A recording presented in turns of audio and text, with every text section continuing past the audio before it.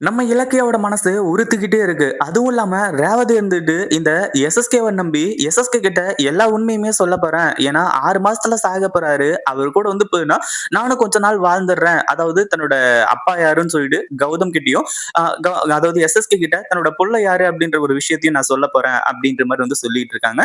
இத உண்மையிலேயே வந்து போனா நம்ம இலக்கியாவால ஏத்துக்கவும் முடியல, ஜீரணிச்சுக்கவும் முடியல. ஏன்னா எஸ்எஸ்கே திருந்திட்டாரா? எஸ்எஸ்கே திருந்துனா இந்த உலகமே அழிஞ்சிருமே அப்படின்ற மாரி வந்து நினைச்சு ரொம்ப நேரமா யோசிச்சுக்கிட்டு இருக்காங்க.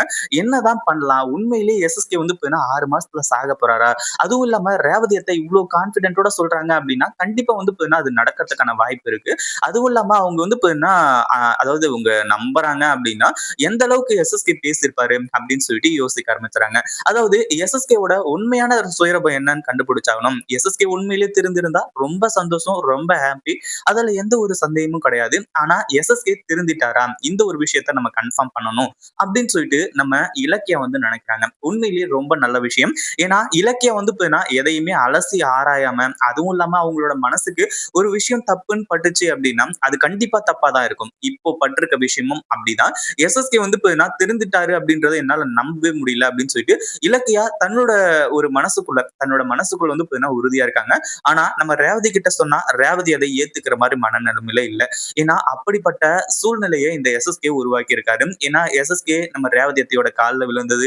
அடுத்ததா என்னால கௌதம்க்கும் இலக்கியாவுக்கும் எந்த ஒரு பிரச்சனையும் வராது அப்படின்ற மாதிரி சொல்லி அந்த சாமி முன்னாடி நின்னு கற்பூரம் அடிச்சு சத்தியம் பண்ணது.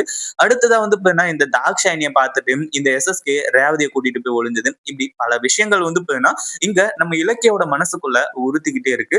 கண்டிப்பா யாருமே இப்படி வந்து பண்ண மாட்டாங்க. அதுவும் இல்லாம ரேவதி அத்தை வந்து இந்த எஸ்எஸ்கேவை மிரட்டினாங்க இல்லையா? அந்த ஒரு காரணத்தினால கூட இப்படி பண்ணியிருக்கலாம்ல. ஏன்னா அந்த போட்டோ வந்து தாக்ஷாயணிக்கு அனுப்பிடுவேன் அப்படின்ற மாதிரி மிரட்டினதுக்கு அப்புறம் தான் இப்படிப்பட்ட சம்பவங்கள்லாம் நடந்துச்சு. அப்படி இருக்கும்போது உண்மையிலேயே எஸ்எஸ்கே திருந்திருந்தா முன்னாடியே திருந்திருக்கணும். இப்ப ஏன் திருந்தணும்? அதுவும் இல்லாம இப்பதான் வந்து எஸ்எஸ்கேவுக்கு 6 மாசத்துல சாக போறேன் அப்படின்ற ஒரு விஷயம் தெரியுமா? இதுக்கு முன்னாடியே அந்த சிம்டம்ஸ் காட்டியிருந்தா கூட கண்டிப்பா எஸ்எஸ்கே வந்து ஏதாச்சும் ஒரு ட்ரீட்மெண்ட் எடுத்து அதை சரி பண்ணிருக்கலாமே அப்படின்ற மாதிரி யோசிக்கிறாங்க. அப்பதான் இலக்கியாவோட மூளைக்கு ஒரு ஞானம் வந்து வருது. அதுவும் இல்லாம நம்ம எந்த டாக்டர் போய் விசாரிச்சோமோ அதே டாக்டரை வந்து விசாரிக்கலாம் அப்படின்ற மாதிரி, அதாவது ஹாஸ்பிட்டல் கொண்டு போய் சேர்த்து எஸ்எஸ்கே வந்து இன்னும் 6 மாசத்துல சாக போறாங்க அப்படின்ற மாதிரி வந்து சொன்னாங்க இல்லையா? அந்த டாக்டர பத்தி விசாரிக்கிறாங்க. அந்த ஹாஸ்பிட்டல பத்தி விசாரிக்கிறாங்க. அந்த ஹாஸ்பிட்டல் என்னமோ நல்ல ஹாஸ்பிட்டல் தான். ஆனா அந்த டாக்டர் வந்து எஸ்எஸ்கேவோட ஆளு அப்படின்ற விஷயம் நம்ம இலக்கியாவுக்கு தெரிய வருது. அப்பதான் வந்து நம்ம ஏசிபி மகேஷ் சார் இருக்கார் இல்லையா? அவர்கிட்ட வந்து சொல்லி இந்த மாதிரி அந்த டாக்டர பத்தின ஃபுல் இன்ஃபர்மேஷன் வேணும். அதே மாதிரி நீங்க கொஞ்சம் வர முடியுமா சார்? அப்படின்ற மாதிரி கூப்பிடுறாங்க. கடைசியில வந்து நம்ம இலக்கியம் அங்க போயிட்டு அந்த டாக்டர் வாயால எல்லா உண்மையுமே வர வச்சுறாங்க. எஸ்எஸ்கே உண்மையிலேயே திருந்தல அப்படின்றதுல இருந்து எல்லாமே வந்து வந்துடுது. கடைசியா என்னாச்சு அப்படின்னு பாத்தீங்கன்னா, எஸ்எஸ்கேவ கூப்பிடுறாங்க. அதாவது நம்ம இலக்கியாவும் அதுக்கப்புறம் வந்து நம்ம ஏசிபி மகேஷ் சார் அவங்க 2 பேரும் இல்லாம இந்த டாக்டர் கூப்பிடுற மாதிரி கூப்பிடுறாங்க. எஸ்எஸ்கேவும் வராரு. அப்பதான் வந்து இலக்கியா மாஸ் என்ட்ரி கொடுத்து, மிஸ்டர் எஸ்எஸ்கே நீங்க எவ்வளவு பெரிய டிராமா போட்டிருக்கீங்க அப்படின்றது எங்களுக்கு தெரிஞ்சு போச்சு.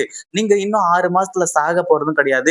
ரேவதி அத்தையோட மகன், அதாவது ரேவதி அம்மாவோட மகன் யாருன்னு சொல்லிட்டு வந்து கண்டுபிடிக்கிறதுக்காக இவ்வளவு பெரிய டிராமா தேவையா அப்படின்ற மாதிரி வந்து சொல்லி எஸ்எஸ்கேவுக்கு மிகப்பெரிய ஒரு அதிர்ச்சியா கொடுக்குறாங்க.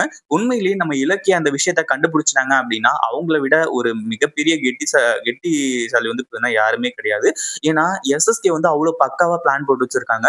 ஏன் நம்ம ரேவதியை வந்து இத்தனை நாளா கொல்லணும்னு நினைச்சவங்க அவங்களோட மனசே மாறிடுச்சு. அப்படி இருக்கும்போது மேலும் மேலும் பிரச்சனை தான் அதிகமாகும் அப்படின்ற மாதிரி வந்து சொல்லி இங்க வந்து நம்ம இலக்கியா இருந்துட்டு இந்த ஒரு விஷயத்துல எல்லாத்தையுமே முடிக்க போறாங்க. எஸ்எஸ்கேவோட கதையையும் முடிக்க போறாங்க. இந்த வீடியோ பிடிச்சிருந்தா லைக் பண்ணுங்க, ஷேர் பண்ணுங்க. இப்பதான் நம்ம சேனலுக்கு ஃபர்ஸ்ட் டைம் வரீங்க அப்படின்னா கீழ இருக்க சப்ஸ்கிரைப் பட்டனை பிரஸ் பண்ணிக்கோங்க.